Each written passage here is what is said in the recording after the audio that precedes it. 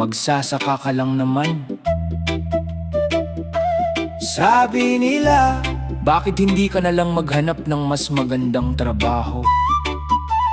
Sabi nila, kaya ka naghihirap kasi tamad ka. Yan ang lagi nating naririnig, lalo na sa mga taong pinanganak na mayaman. Mga taong hindi man lang naranasang mabilad sa araw, hindi nakatikim ng putik sa bukid, hindi nakaranas matulog ng gutom matapos magbanat ng buto. Hindi kami mayaman, pero kami ang dahilan bakit may laman ng hapagkainan. Hindi kami tamad, sadyang mahirap lang